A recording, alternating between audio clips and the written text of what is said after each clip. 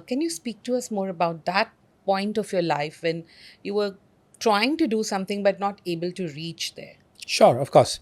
So I'll take a little back step. So I'm a Yes. professional chef. I'm trained and Oh, I did wow. my hotel management. I professionally studied food.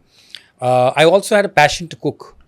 So Okay. cooking was, as a child, I think I was bullied a lot, Okay. and I found my solace in the kitchen with my mother.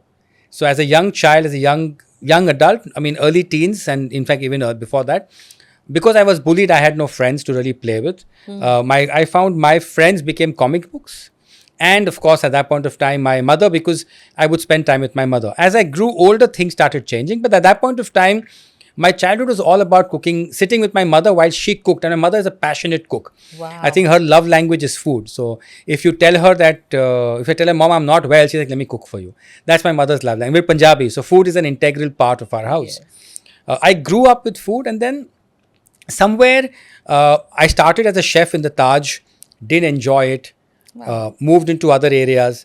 But eventually I found that it's, you could call it the 7 or the 10-year itch.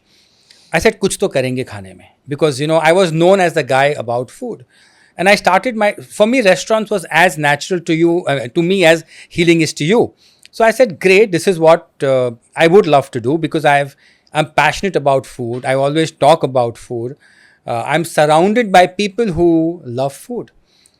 It came as a natural flow. Of course, we had 2 or 3 pivots in the restaurant space. But to me, when the restaurants didn't succeed, it was a very, very tough phase. I saw restaurants around me doing very well. I used to, and I used to regularly meet Riaz Amlani of Social or Anjan Chatterjee of mainland China restaurants, specialty restaurants. So I was talking to Zorawar Kalra from these restaurants, and I used to keep wondering why is it that their restaurants are succeeding, whereas we're not seeing the numbers. And you're so surrounded in your own story, which I was also. I mean, the first story was और पैसा लगाएंगे तो और business milega. So the first element came spending money, but nothing changed. Then came the element to do whatever possible.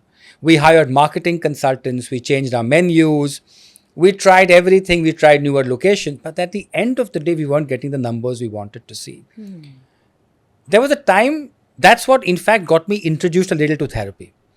A friend suggested try hypnotherapy, that might help.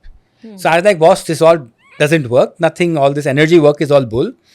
If the top consultants, if the top, people I'm talking to who have proven success, if their advice is not helping, if the money I'm putting in is not helping, I don't think this would help. But I did try it because, when you're desperate, desperate times call for desperate measures. I did try it.